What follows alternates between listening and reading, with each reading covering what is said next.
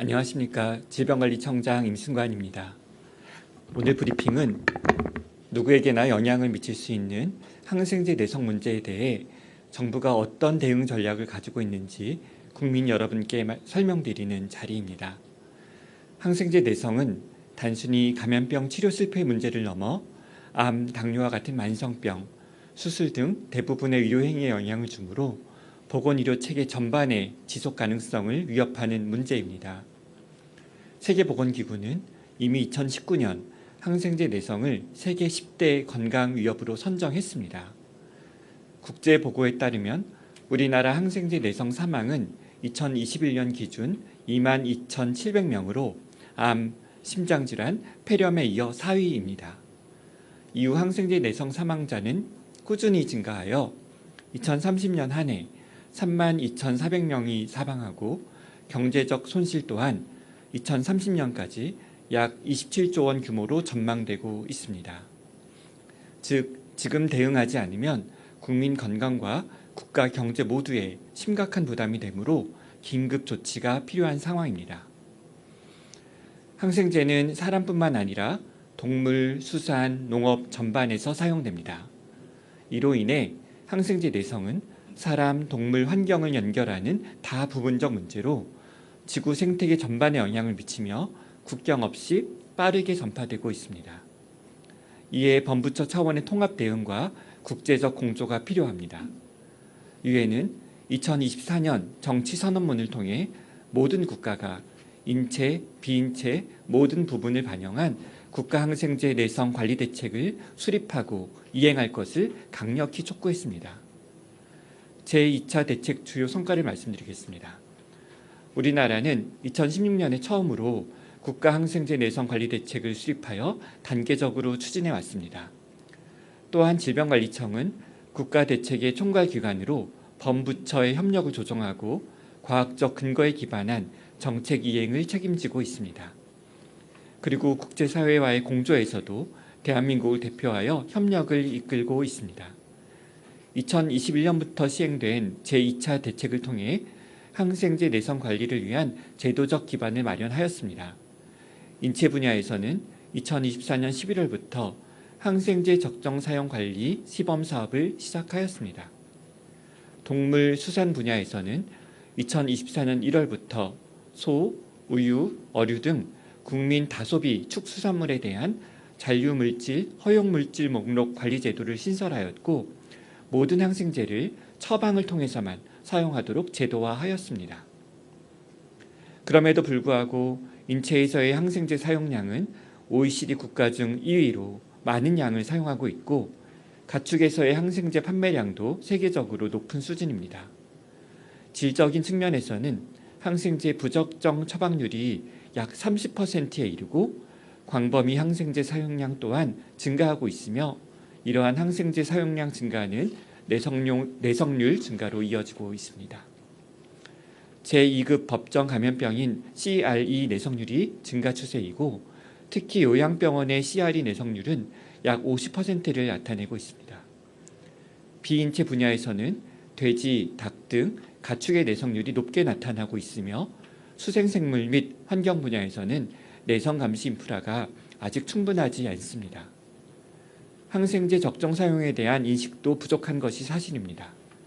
일반 국민 중 항생제가 감기 치료에 도움이 되지 않는다는 사실을 제대로 알고 있는 비율은 28%에 불과하며 의사 5명 중 1명은 감기 등 불필요한 상황에서 항생제를 자주 처방하고 있다고 합니다.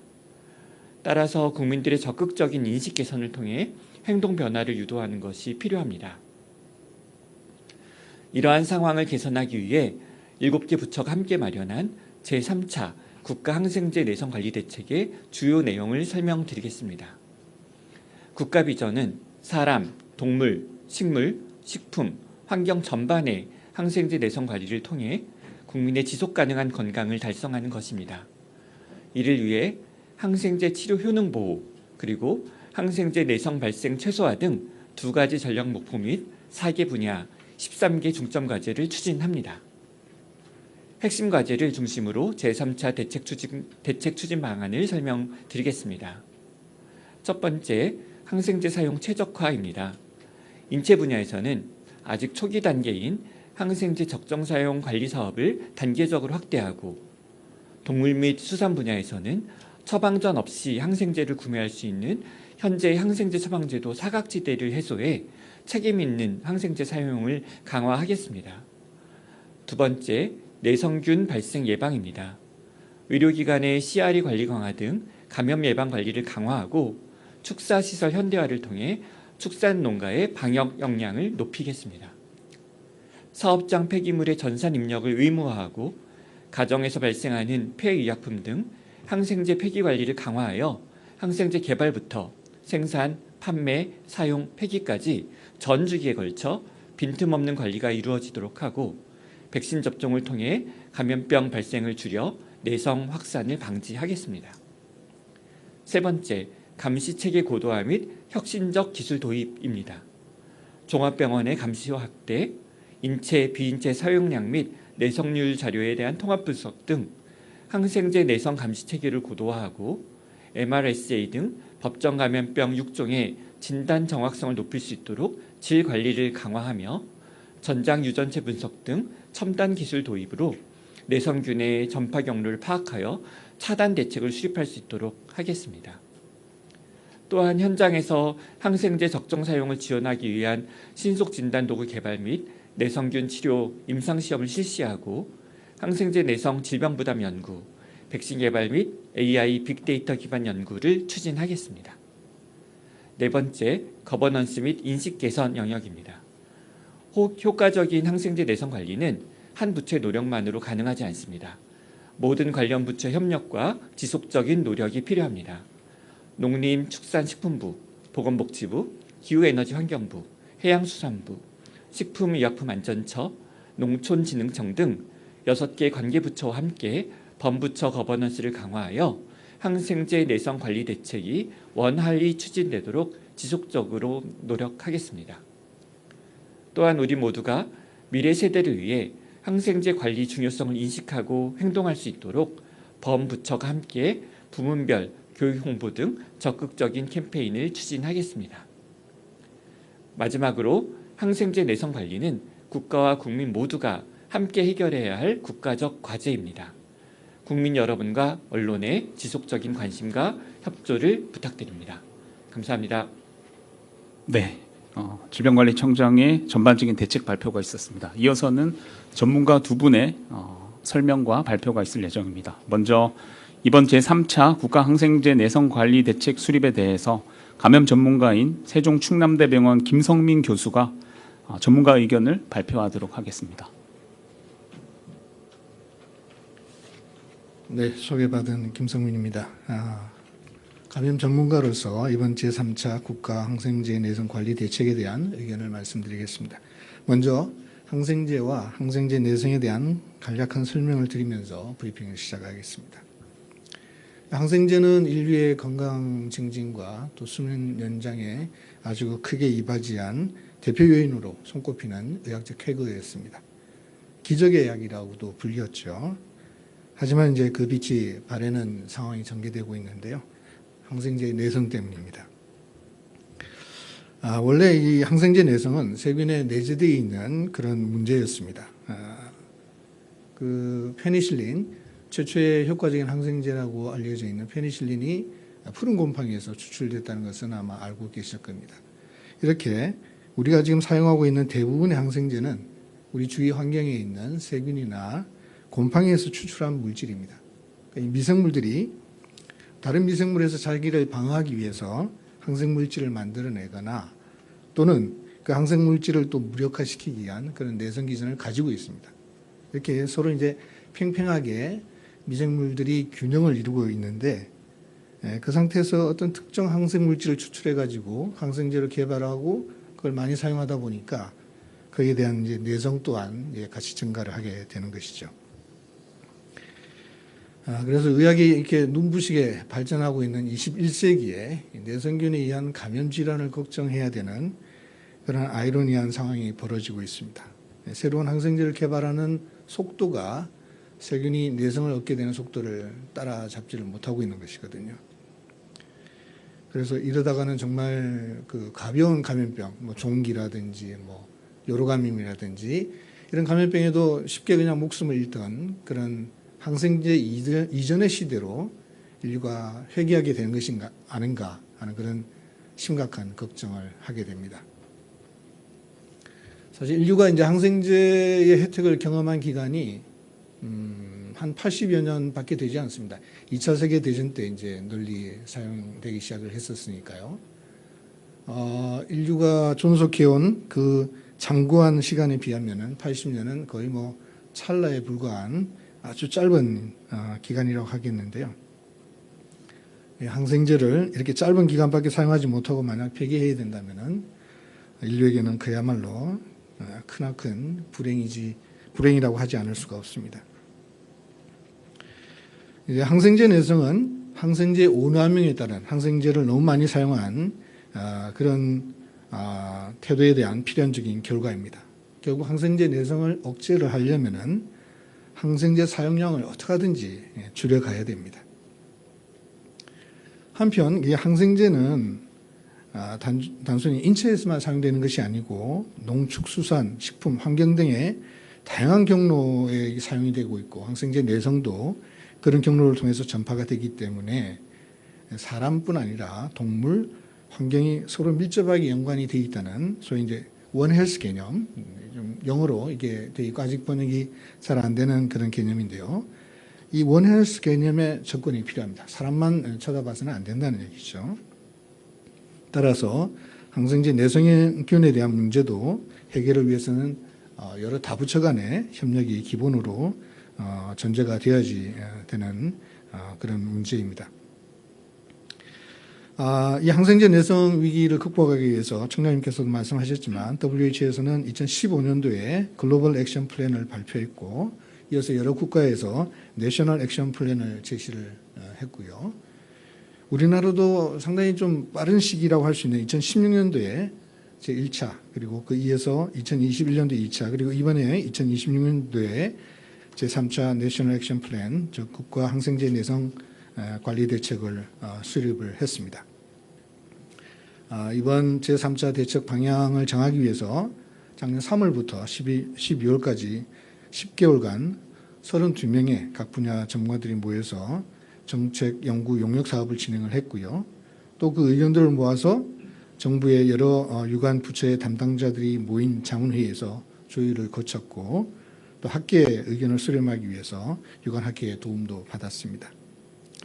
3차 대책의 주요한 내용은 청장님께서 말씀하셨지만 최근에 시작되었던 의료기관의 항생제 적정 사용 관리 시범 사업을 이제 정식 사업으로 사업화하는 것이 포함이 됐고요. 비인체 분야에는 아직도 그 항생제를 처방을 받지 않고 그냥 구입을 할 수 있는 그런 문제들이 있는데 그런 사각지대를 해소하려고 하고 있습니다.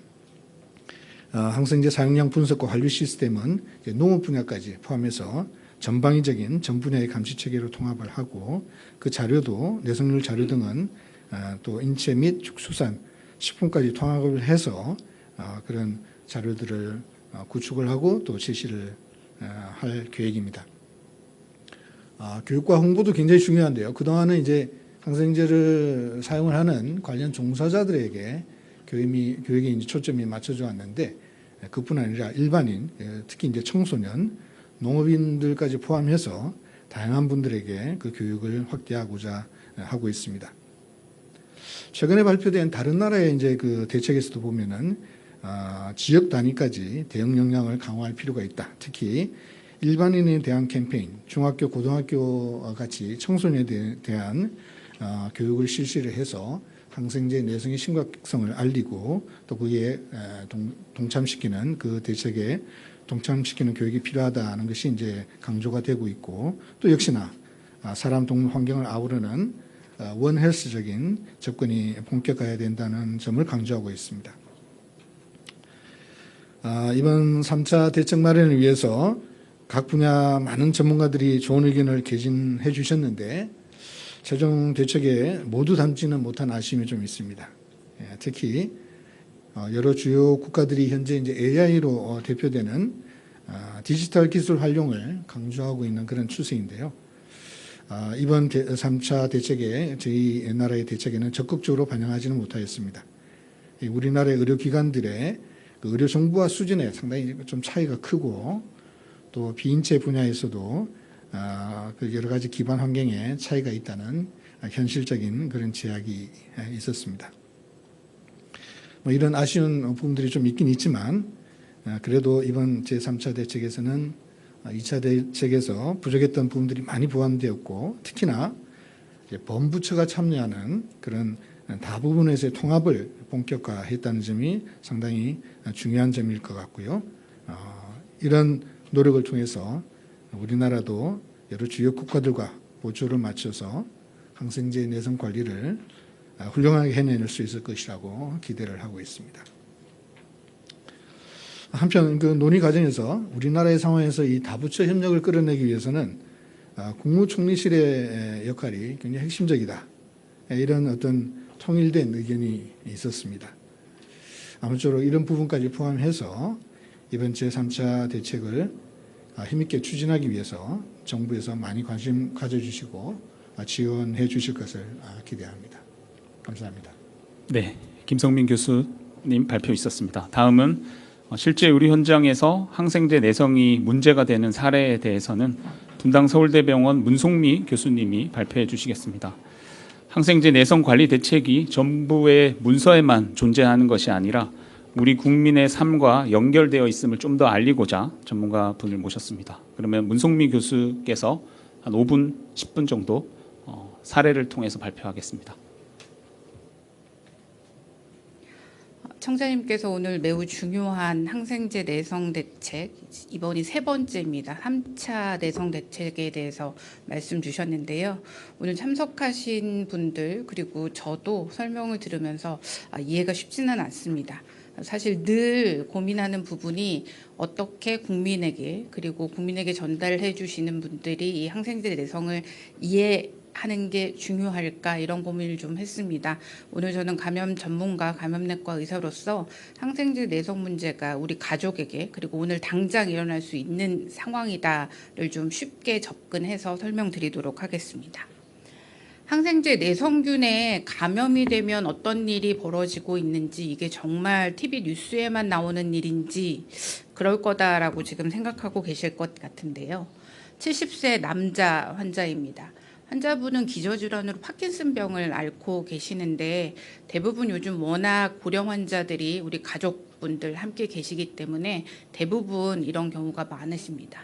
집에서 거동을 하시다 보면 문턱에 넘어지셔서 굉장히 크게 다치시는 경우가 많이 있습니다. 대부분 이럴 경우에는 이제 골절이 생기게 되고 특히 고관절에 골절이 생기면 수술을 하시고 오랫동안 자리를 보존하고 누워 계시게 됩니다. 그럴 경우에는 이제 집에서 같이 돌봐주실 분들이 없기 때문에 대부분 요양병원, 요양기관에 입원을 유지를 하게 되시고 이렇게 와상 상태가 길어지게 된다고 하면 노인 인구에서는 특히 폐렴과 요로 감염들이 많이 발생을 하게 됩니다. 이런 폐렴과 요로 감염은 결국 세균에 의해서 발생을 하기 때문에 항생제로 치료를 하게 되고 이 반복적인 항생제에 노출이 되다 보면 앞서 말씀드린 것처럼 항생제에 듣지 않는 내성균이 출몰을 하게 되고 그로 인한 감염이 발생을 하게 되는 일련의 과정이 진행이 되게 됩니다. 환자분은 폐렴 때문에 요양기관에서 항생제 치료를 시작을 하셨는데 2, 3일 사이에도 치료 반응이 좋아지지 않아서 대형 응급실로 내원을 하게 되셨습니다. 환자가 오셨을 때는 당연히 열이 있고 가래가 끓고 환자분이 숨을 쉬기 힘들어 하셨는데요. 환자분 처음에 내원해서 진단 과정상에 가장 처음에 보시게 되는 오른쪽 하단에 폐렴을 앓고 계셨습니다. 한 3일 정도 저희가 열심히 치료, 즉 항생제를 선택해서 치료에 들어갔는데 3일이 지난 후부터 환자분의 생체 징후, 맥박, 호흡, 혈압 이런 부분이 다 흔들리기 시작해서 자발적인 호흡이 이제 더 이상 유지되지 않는 상황이 돼서 인공호흡기를 적용을 해서 중환자실 치료에 들어갔습니다. 앞서 말씀드린 것처럼 세균이 있고 세균이 내성을 갖게 됩니다라고 말씀드렸는데요. 이 세균은 특히 이렇게 와상 생활을 오래 하시는 분들이나 아니면 중환자실에 체류하시거나 항생제에 반복되어 노출이 되면 주로 분리되는 균주입니다. 내성이라는 걸 우리가 무엇을 보고 알 수 있는가, 좀 이런 부분에 대해까지 설명드리는 기회는 많지 않은데요. 보통은 세균을 자라게 하는 건 혈액 또는 아까 이 환자 같은 경우에는 폐렴이 있었기 때문에 가래를 받아서 균을 키우게 됩니다. 그 균을 키운 후에 항생제, 이 균을 치료하게 하는 대상 항생제들 한 10가지, 12가지 정도에 대해서 잘 듣는지 안 듣는지에 대한 검사를 진행을 하고요. 저희가 그 검사 결과를 이렇게 받게 됩니다. 오른쪽은 환자분 혈액을 뺐고 그 다음에 객담은 가래에서 균을 키웠고요. 피 안에 그리고 가래 안에 동일한 균이 나왔고 여기에 보시면 왼쪽에 한 11가지 정도 항생제 리스트가 있습니다. 그 항생제를 대상으로 감수성, 즉 이 균이 항생제에 잘 듣는지 잘 듣지 않는지 검사를 했더니 보시면 다 R이라고 표기되어 있는데요. 이게 레지스턴스, 즉 내성이라는 표시입니다. 이 환자분한테는 혈액에도 그리고 가래 속에도 이 내성균주가 분리가 되었고 이 환자분은 보시는 것처럼 저희가 치료제로 선택해서 쓸 수 있는 항생제가 거의 전무한 상황입니다. 이 결과 때문에 앞서 보여드렸던 것처럼 환자분은 중환자실 치료 3일차에 사망하셨습니다. 이러한 내성균주들은 이미 우리나라에서도 분리율이 굉장히 높고 관리를 하고 있지만 치료제는 더 이상 만들어지지 않는 상황이나 마찬가지이고 치료제를 적용을 해도 이 치료 효과가 높지 않습니다. 그 데이터를 좀 모아봤더니 전체 중환자실에 입원하시는 이런 다제 내성균 환자가 30일째에 살아계신지 저희가 30일 사망률을 보통 체크를 하게 되는데요. 이 사망하실 확률이 거의 반이 넘습니다.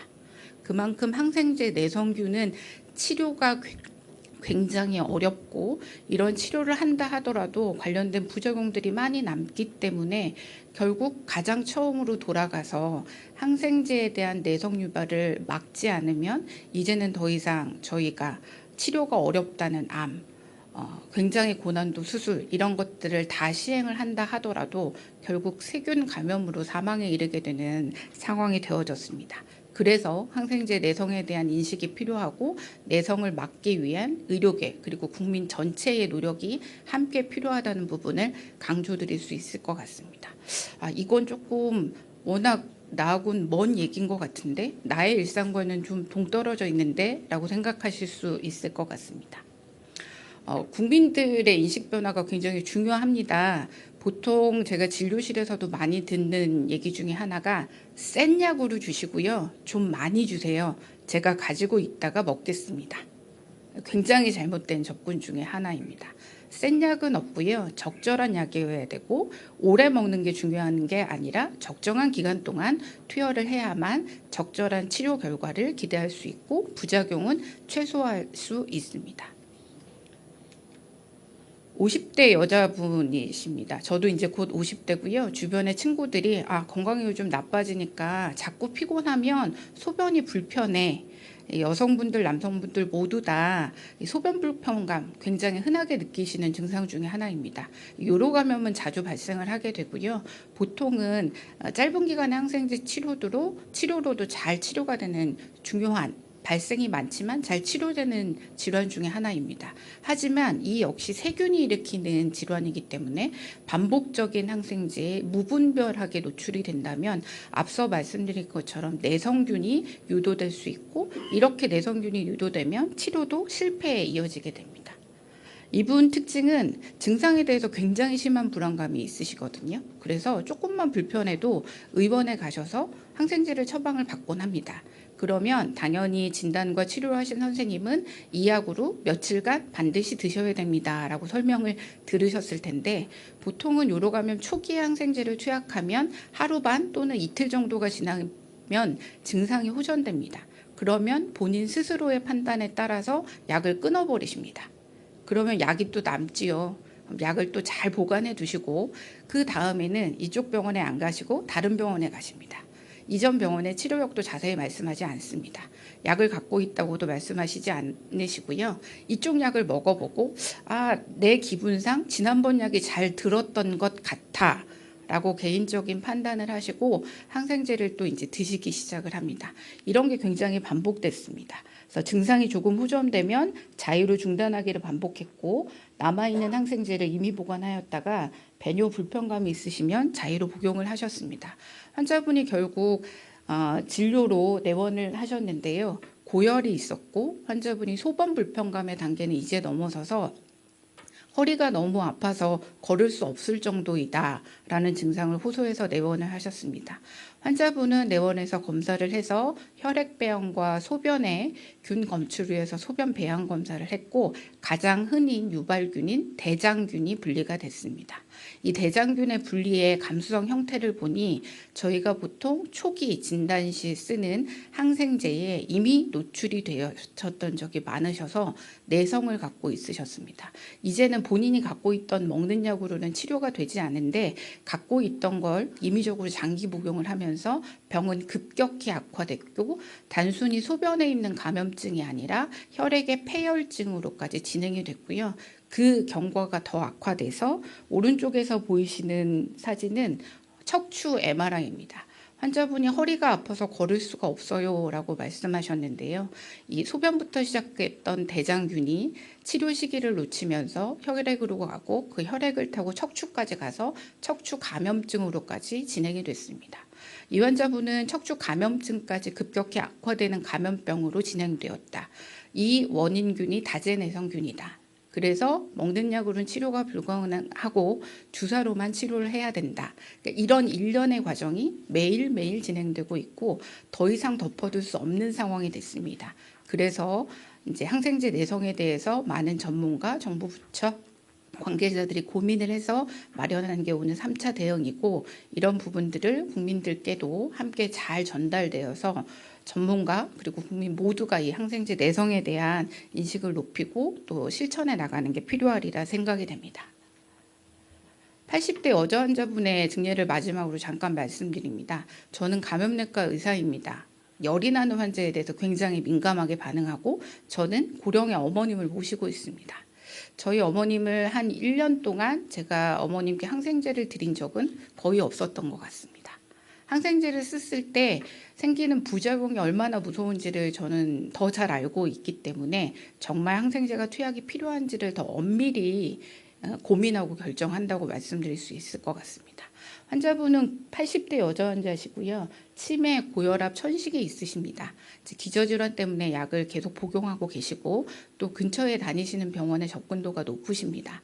증상이 많이 심해지시고 가래가 끌고 이런 증상이 생기시면 항생제를 좀 처방에 받아 오시는데 역시 이제 하루 이틀 드시고 보관하고 계시는 경우들이 많았습니다. 또 이제 겨울이 되고 연세가 많으시니 거동이 불편해하시면 병원까지 모시고 가지 않고 가족들이 갖고 있던 약을 경험치를 비추어서 처방 드리는 경우들이 많았습니다. 환자분이 항생제를 한 4일 정도 복용하고 오셨다고 했는데요. 환자분이 오신 이유는 설사 때문에 오셨습니다. 환자분 여기 설사 수치를 보면 하루에 9번 이렇게 설사를 하고 계셨는데요. 이건 단순히 우리가 먹을 거 잘못 먹어서 탈난 장염이 아니고 항생제에 노출돼서 정상적으로 우리 장내에 있는 세균총의 균형이 다 무너지고 클로스트리dium 디피실레라고 하는 균주들이 득세를 하면서 장염이 발생했던 케이스입니다. 이 환자분의 내시경 사진인데요. 장 전체가 이렇게 염증으로 가득 덮여 있는 상황이었고 환자분은 설사가 주절되지 않습니다. 그냥 줄줄줄줄 새는 정도의 설사였고 이에 대한 치료를 계약하여 치료제를 투약했지만 치료 불응 상태여서 그 다음으로 저희들이 고민하고 적용하는 정상 세균총, 그러니까 건강한 대변에 세균을 이식하는 치료법까지 적용했지만 사실은 성공하지 못하고 사망에 이르셨습니다. 치료를 위해 적용했던 항생제는 그만큼 많은 부작용도 있을 수 있습니다. 특히 고령 환자들에 대해 적용하는 항생제들은 더 많은 부작용, 이로 인한 치명적인 결과도 초래할 수 있기 때문에 항생제의 선택은 전문가의 진단에 따라 정확히 진행이 돼야 되고, 또 처방받으신 항생제는 정확한 기간 동안 권고되는 양만큼 정확히 복용하시도록 다시 한번 강조드립니다. 네, 감사합니다. 이렇게 참석자분들의 집중도가 높은 브리핑 오랜만인 것 같습니다. 그러면 오늘 자리해 주신 분들 단상으로 올라오셔서 기자님들 그리고 국민소통단 분들의 질의에 답변하는 시간 갖도록 하겠습니다. 현장 기자님들 질문 이후에는 또 온라인으로 출입 기자님들의 질문에도 답변 드리도록 하겠습니다. 참석하신 관계부처 분들도 단상 위로 올라와 주시면 좋겠습니다.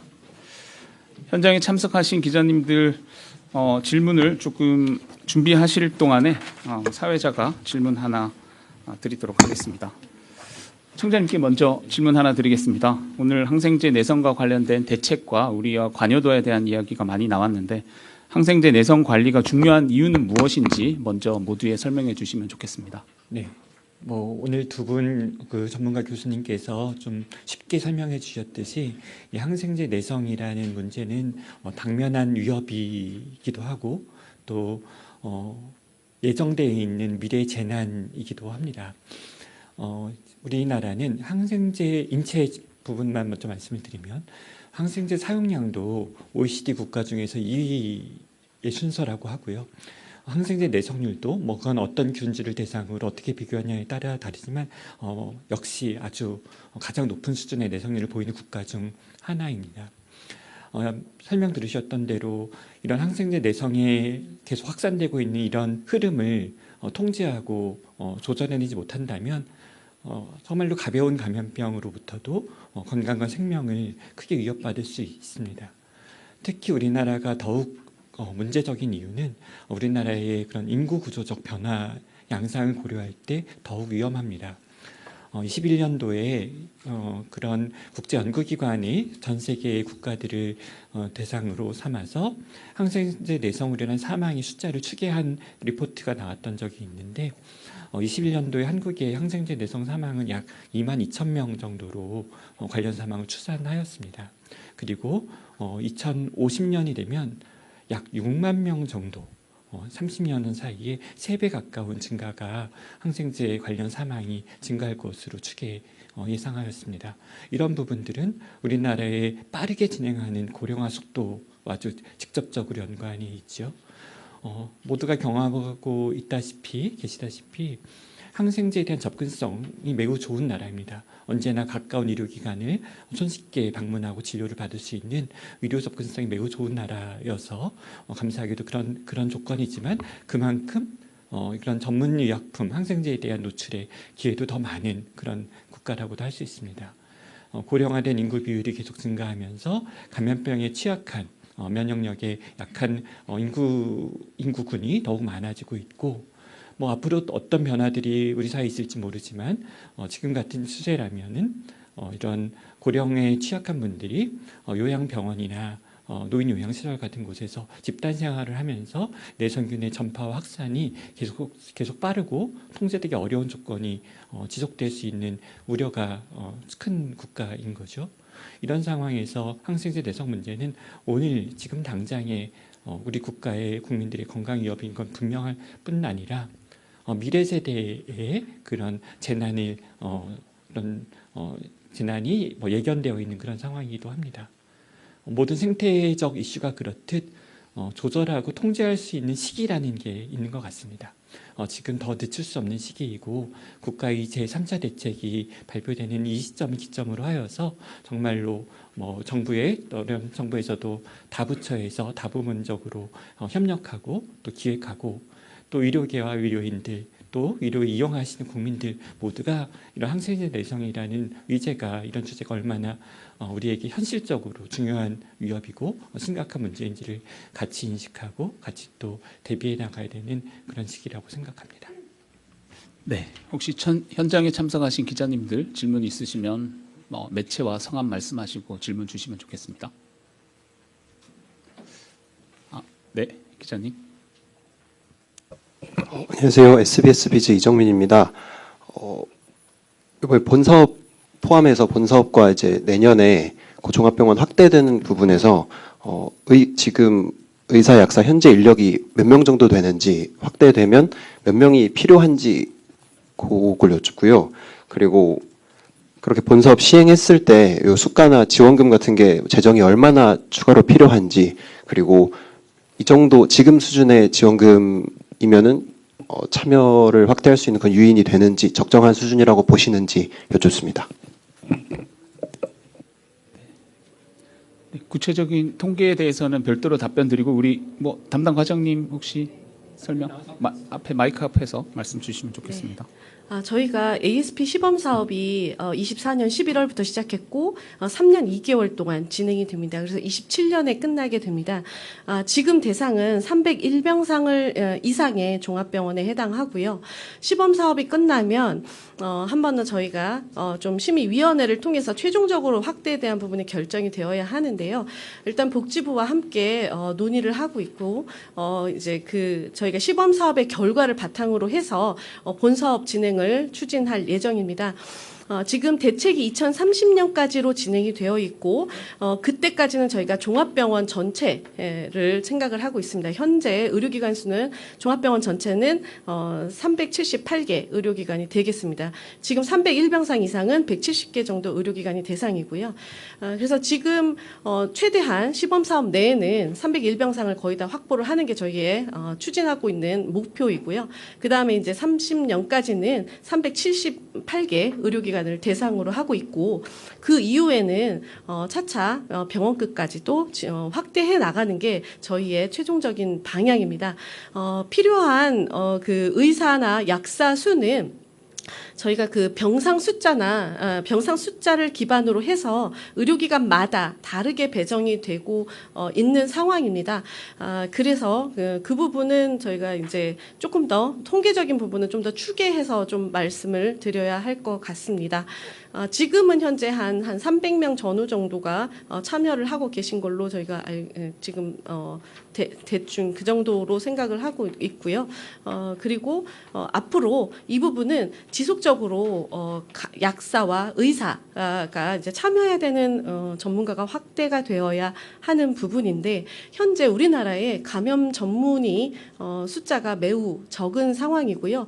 그리고 감염 전문 약사 수도 지금 제가 23년부터 이제 제도화가 이제 그 국가 자격으로 시작을 했기 때문에 사실 아직은 그 전문가 숫자가 매우 적은 상황입니다.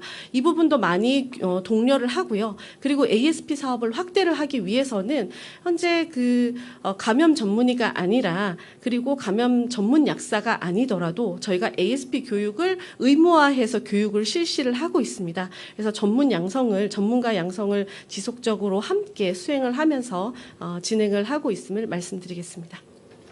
네, 현장에 계신 기자님 그리고 국민소통단 분들 질문 있으시면 손 들고 질문 주시면 좋겠습니다. 네, 뒤에 계신 분. 네, 안녕하세요. 저는 국민소통단 박이슬이라고 하고요. 저는 이제 앞서 이야기해 주신 거를 이제 들어보게 되면은 이제 우리나라가 항생제 사용량과 내성률이 주요 선진국에 비해서 이제 높은 수준인 것을 이제 알 수 있었었어요. 근데 이제 인구 구조의 변화는 우리나라만 그렇게 이제 변하는 게 아니라 전 세계적으로 이제 변하는 상황인데 왜 우리나라가 항생제 사용량과 내성률이 주요 선진국에 비해서 높은 수준인 건지 좀 구체적인 이유를 알고 싶습니다. 이제 현장 전문가분이 답변 주시면 좋을 것 같습니다.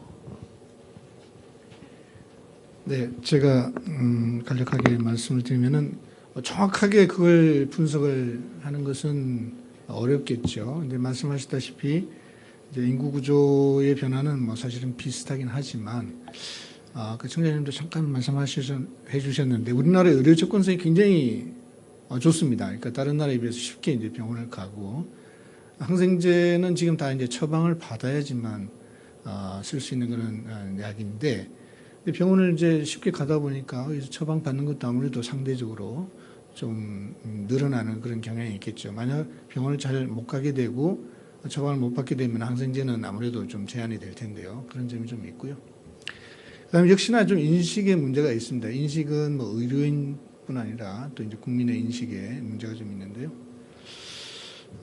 그래서 뭐 교육의 문제도 있겠고 그동안의 관행도 있겠고 의료인도 이제 항생제라는 게 좀 어떻게 보면은 다른 약에 비해서 조금 저렴한 점, 가령 항암제라든지 이런 거에 비하면 좀 저렴한 면이 있고 또 상대적으로는 부작용은 좀 적은 면이 있고 그러니까 좀 쉽게 사용할 수 있다 이런 어떤 생각들도 좀 있는 것 같고 또 한편으로는 항생제를 안 쓰다가 또 뭐 어떤 감염의 부작용이 생기면은 책임을 져야 되니까 이런 어떤 두려움 이런 것들이 좀 작용하는데요.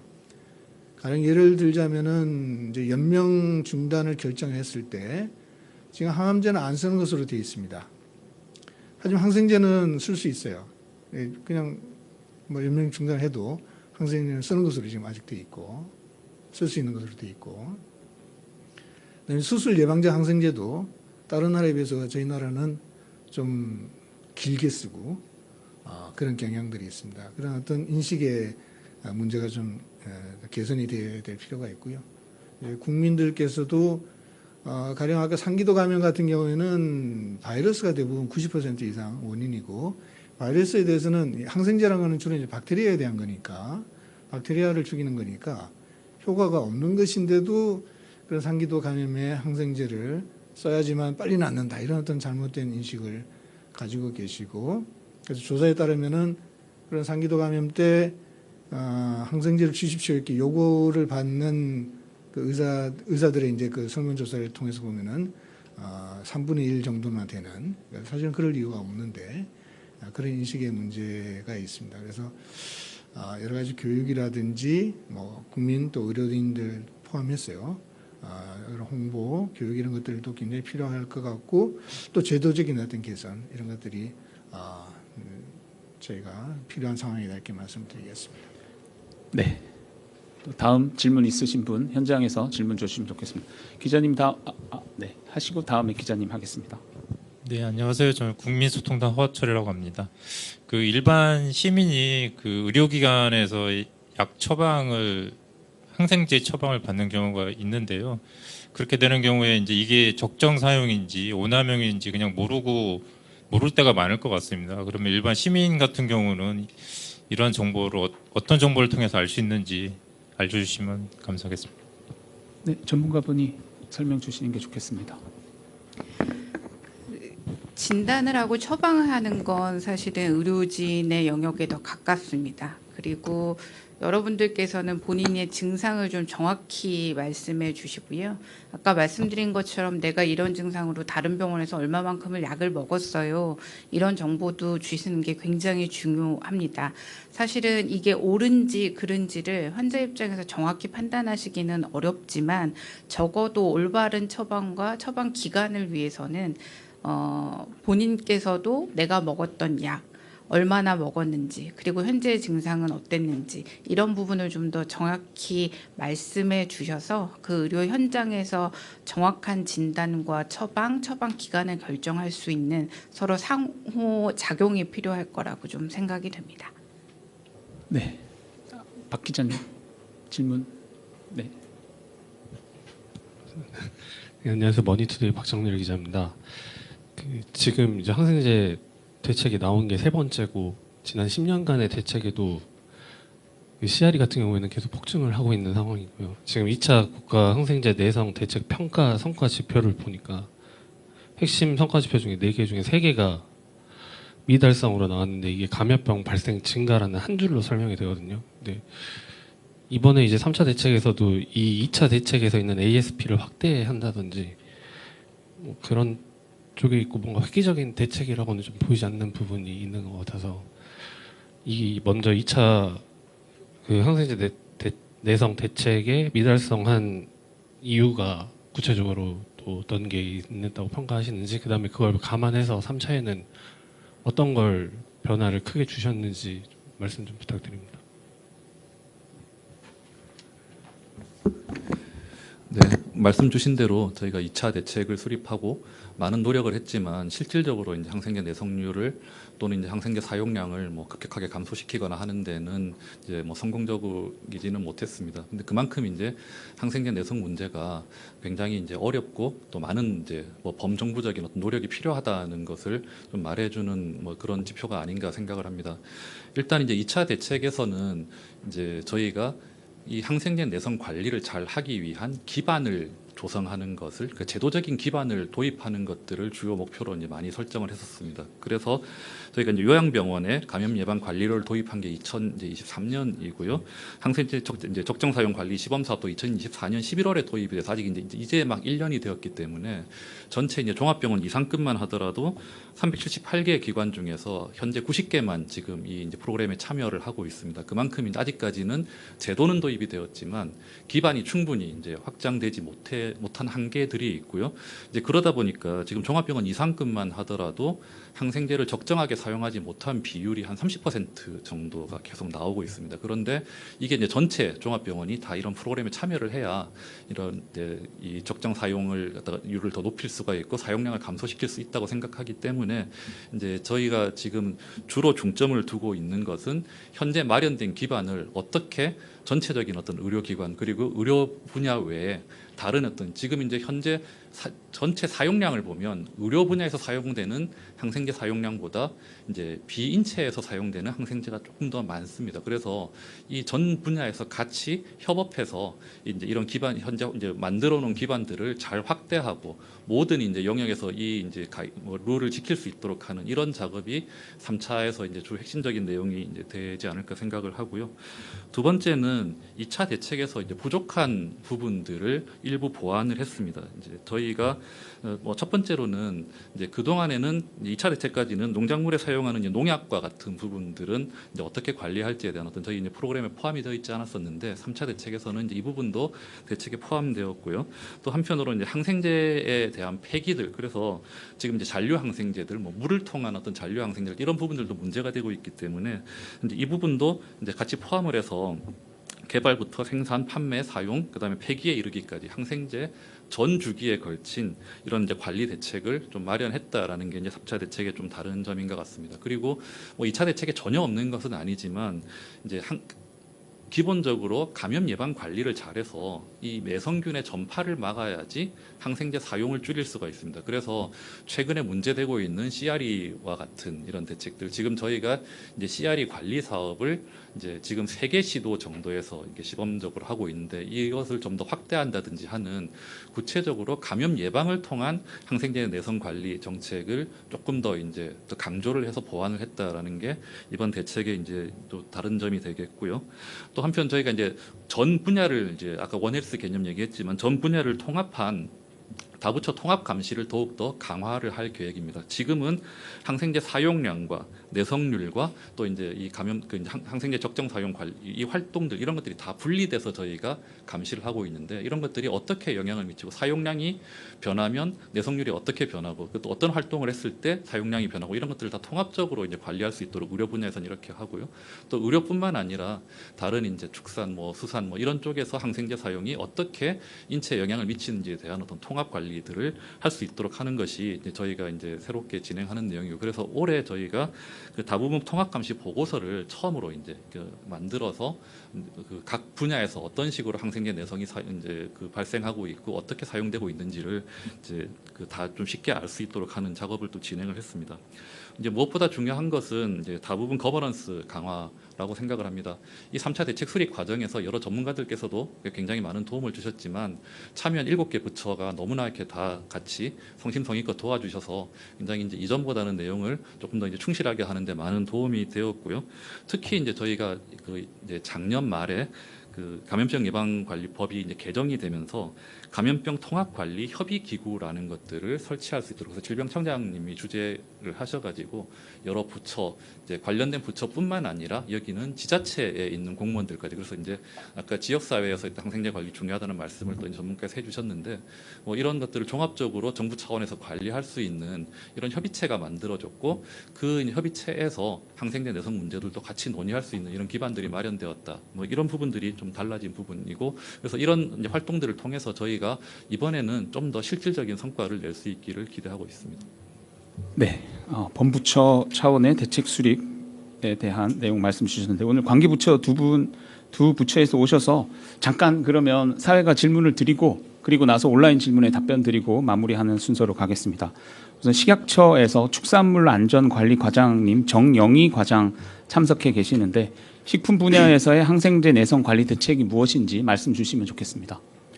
네, 식약처 축산물안전정책과장입니다. 식약처에서는 식품유래 항생제 내성을 이렇게 관리해서 노력하고 있는데요. 지난 2차 대책에서는 축산물 영역에서의 해썹 의무 적용하고 그다음에 축수산물 잔류물질 허용물질 목록 관리 제도라고 PLS 제도라는 것을 이렇게 도입했었습니다. 이번에 3차 대책에서는 그거를 좀 더 강화해서 유통 중인 축수산물의 항생제 잔류물질 검사를 계속적으로 하는 한편 그리고 기존 감성 검사에서 이제 그 유전체 분석을 추가함으로 해서 내성균의 전파 경로 등을 이렇게 확인할 수 있도록 감시를 강화하도록 하겠습니다. 아울러서 기존에 도입했던 PLS 제도가 소, 돼지, 닭에 대해서 이렇게 한정돼 있었다면 이번 3차 대책에서는 양, 염소, 오리 등 소수 축종까지 이렇게 동물용 의약품 PLS 적용 범위를 확대함으로써 관리 사각지대를 해소하도록 하겠습니다. 아울러서 국가 간 식품 교육이 이렇게 증가하고 있는 국제 추세에 따라서 이제 ODA를 통해서 저소득 국가의 어떤 식품 관리 체계를 역량을 강화시킴으로 해서 수입 식품의 안전을 확보하고 아울러서 글로벌 식품 안전을 선도하도록 하겠습니다. 이상 식약처가 3차 대책에서 추진하고자 하는 내용입니다. 네, 다음은 해수부에서도 참석해 주셨습니다. 정기원 해수부 어촌 양식 정책과장인데 이번 3차 대책에서 수산 분야에서 달라지는 점도 말씀해 주시면 좋겠습니다. 네, 반갑습니다. 해수부 어촌 양식 정책과장입니다. 3차 대책에서는 수산 동물에 대한 항생제 사용 시 처방전을 의무화하려고 합니다. 수산질병관리법을 개정을 해야 될 부분이고요. 그다음에 전자처방전도 지금 시스템이 되어 있는데 전자 시스템도 활성화시키고 그것도 의무화시켜서 제대로 보완하도록 하겠습니다. 그리고 양식장의 해썹에 대한 안전관리, 그다음에 친환경 양식수산물 인증제 도입 등을 확대해서 항생제 사용을 줄임으로써 안전관리를 강화해 나가고요. 그다음에 수산질병관리사회와 협업을 통해서 양식업인에 대한 교육 홍보도 강화해 나갈 계획입니다. 예, 이상 말씀드렸습니다. 네. 온라인에서 보내주신 질의 하나 그리고 현장 기자님 질문 하나 두 가지만 받고 마무리하겠습니다. 온라인 기자 질문 먼저 답변해 주시면 좋겠습니다. 일간보사 이승덕 기자님 질문입니다. 질병청에 질문했습니다. 이번에 ASP 시범 사업을 본사업으로 추진한다는 계획이 있는데 5년 내에 본사업을 시행한다라는 뜻인지 아니면 단계적인 로드맵이 있다면 또 그 부분 설명해 주시면 좋겠다고 했습니다. 담당 과장이 제일 설명 좋을 것 같습니다. 네. 저희의 방향은 ASP가 의료기관에 제대로 정착하게 하는 게 저희의 목적이고 방향이 되겠습니다. 이게 당장 본사업화가 되냐 안 되냐의 문제를 떠나서 ASP가 제대로 자리 잡게 하기 위해서는 그에 맞는 전문가들이 양성이 돼야 되고 의료기관 내에서도 중재에 대한 그 항생제 처방을 중재하는 거에 대한 그 수용하는 문화가 제대로 자리가 잡혀야 합니다. 이게 24년 11월부터 시작이 되었고 우리나라에는 손에 꼽히는 몇 개 의료기관 외에는 ASP를 제대로 수행하는 의료기관이 사실상 거의 없었습니다. 그래서 현재는 지금 저희가 인프라를 좀 구축하는 단계입니다. 전문가를 양성하고 그리고 의료기관 내에 ASP라는 새로운 문화가 정착될 수 있도록 지원해주는 역할을 하고 있습니다. 지금 저희가 시범사업은 27년까지지만 그 이후에도 앞으로도 ASP가 지속적으로 안정화될 수 있도록 하는 게 저희의 목적이고, 지금 저희의 목표는 3차 대책이 진행되는 30년까지 이내에 본사업화가 제대로 진행될 수 있도록 하는 부분이고요. 가능하면 이게 정말 빠르면 빠를수록 좋다라는 생각을 가지고 27년 이후에 28년부터 본사업화가 진행되기를 바라는 마음이고요. 이 부분에 대해서는 해당 관련 부처와 지속적으로 협의하면서 제대로 ASP가 자리 잡고 또 이 안정화될 수 있도록 함께 노력하겠습니다. 네, 현장 전문가에게 대한 질문도 있었습니다. 문송미 교수님 답변 주시면 좋을 것 같습니다. ASP 시범 사업을 현장에서 지켜본 전문가로서 그 중요성과 본 사업을 위해서 가장 중요하게 필요한 것이 무엇인지, 의료기관이나 의료진 또는 정부에 어떤 것을 요청하고 싶은지, 또 이런 중요한 지원이 무엇인지에 대한 설명을 현장 전문가가 말씀해 주시면 좋겠습니다. 이번 3차 내성 대책 발표와 함께 ASP라는 용어가 굉장히 자주 등장합니다. 근데 ASP는 약간 저 위에 있는데 이게 뭔지 잘 모르는 느낌이실 것 같은데요. 쉽게 풀어서 설명드리려고 저는 보통 이렇게 합니다. 항생제를 처방을 하고 처방권은 전적으로 보통 의사에 있습니다. 그 처방권에 대해서 용량이나 용법, 투약 기간 아니면 선택 자체에 대해서 언급을 드리는 건 굉장히 어렵습니다. 제가 감염내과 의사이지만 다른 과에 입원하셔서 수술하신 환자, 수술의 상황을 제가 그 담당 선생님만큼은 알고 있지는 못하는 상황에서 항생제를 당장 중단하십시오, 항생제를 변경하십시오, 이런 걸 권고드리는 건 쉽지는 않습니다. 그러니까 이런 권고를 하기 위해서는 전문적인 의견, 전문적인 경험도 필요하고, 그리고 저뿐만 아니라 약에 대해서 정확히 그리고 전문적으로 알고 있는 약사의 도움도 필요합니다. 이런 전반적인 잔소리꾼이 병원에 있어야 하는데요. 지금까지는 병원에 거의 없었습니다. 이 항생제의 처방과 관련해서는 굉장히 많은 부분들의 협업이 필요합니다. 앞서 보여드린 것처럼 어떠한 균이 어떠한 내성을 갖고 있고 이 균이 어디 들어가서 감염증을 일으켰는지는 단순히 의사 한 명이 판단할 수는 없고요. 영상학적인 접근, 또 진단검사의학과적 접근, 이런 부분들이 다 협업이 필요해야 하고요. 이런 부분에 대해서 적절하게 환자들이 몸무게가 40kg인 분도 있고요. 130kg이신 분들도 있습니다. 이런 분들은 항생제의 사용량 자체가 달라지는데, 이거를 기존에는 개인 의사 한 명이 개인 의사의 경험과 전문성을 갖고 결정을 하게 됐는데요. 이런 부분들을 옆에서 다 서포트해야 되는 팀 조직, 체계가 운영이 되어져 됩니다. 하지만 이런 체계를 만들려면 사람도 필요하고 돈도 필요한데 지금까지는 그런 기반이 매우 부족했습니다. 하지만 이 중요도들을 이제 다 인지하시게 됐고, 그래서 나라에서 정책적으로 ASP에 관련된 기반 마련, 지원을 위한 시범 사업이 시작이 됐고, 이 시범 사업을 시작한 단계에서 확대에 대한 계획도 이번 3차 내성 대책에 포함이 되어 있습니다. 결국 경험치들이 아직은 좀 부족하긴 합니다. 미국이나 유럽 같은 경우에는 이미 ASP 활동을 10년 이상 진행되어 있던 경험을 바탕으로 하고 있고요. 그래서 항생제 사용량도 조정을 할 수 있고, 이와 관련된 내성에 대한 전파를 막기 위한 노력도 만들어가고 있는 중입니다. 저희가 또 이제 따라잡기에 워낙 능하기 때문에 열심히 전문가들도 노력을 하고 있습니다. 정부의 정책적인 지원, 그리고 현장에서의 노력을 위한 의지, 이런 것들이 좀 함께 모아지고 있는 시기라고 생각이 됩니다. 참석해 주신 분들 그리고 국민들도 열심히 지원해 주셨으면 좋을 것 같습니다. 네, 그럼 현장 기자님 마지막 질문 듣고 브리핑 정리하겠습니다. 네, 뉴스원 조율입니다. 오늘 발표 잘 들었습니다. 그 청장님께서도 말씀하셨고 방금 문송미 교수님께서도 말씀해 주셨는데, 항생제 적정 사용에 대한 인식이, 국민적인 인식이 많이 부족한 상황인 게 사실인 것 같습니다. 그래서 국민들의 적극적인 인식 개선이 가장 중요할 것 같은데, 지금은 이 ASP 사업, 그러니까 공급자 중심으로의 어떤 개선에 대한 대책만 나와 있는데, 이게 국민 차원, 환자 차원에서 어떻게 인식 개선을 좀 적극적으로 유도할 수 있을지 궁금합니다.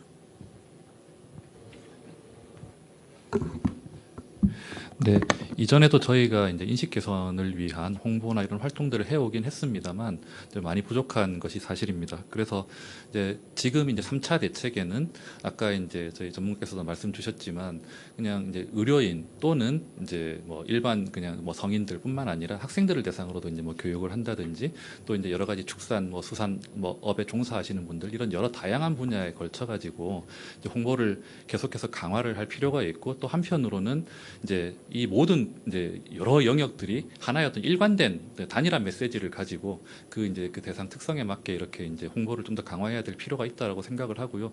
그러한 노력을 더 하겠다는 내용들이 이제 3차 대책에 이제 포함은 되어 있습니다. 또 한 가지는 아까 이제 또 말씀 주신 것들이 뭐 이제 총리실이나 이런 상위의 어떤 거버넌스에서 논의를 해주셨으면 좋겠다라고 말씀드리는 부분은 이게 범정부 차원의 굉장히 중요한 과제라는 것들을 계속해서 국민들께도 좀 알려드릴 필요가 있을 것 같습니다. 그래야지 이제 국민들도 또 다시 한번 이런 것들을 이제 되새기고 또 의료진들도 또 이제 이런 정책의 의미들을 다시 한번 좀 돌아볼 수 있게 되는 계기가 되지 않을까라고 해서 저희들이 좀 더 이런 어떤 강화된 이제 범정부 차원의 논의와 거버넌스 이런 부분들을 더 이제 노력하도록 하겠습니다.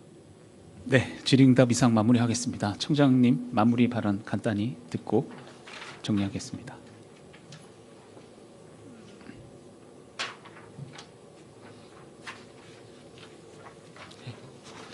말씀드리겠습니다. 오늘 건강 브리핑 주제인 제3차 국가항생제 내성관리대책 수립 내용을 상세히 소개해드리고 전문가분들의 발표를 함께 들어보았습니다. 항생제 내성은 정부와 국민 모두 함께 노력해야만 극복할 수 있는 문제입니다. 오늘 말씀드린 새로운 국가항생제 내성관리대책이 잘 이행될 수 있도록 국민 여러분께 잘 전달해 주시기를 간곡히 부탁드립니다. 감사합니다. 네. 이상으로 항생제 내성 대책 브리핑 모두 마치겠습니다. 오늘 통역에는 김동호, 박은영 통역사님 고생해 주셨습니다. 감사합니다. 네, 이상으로 모두 마치겠습니다.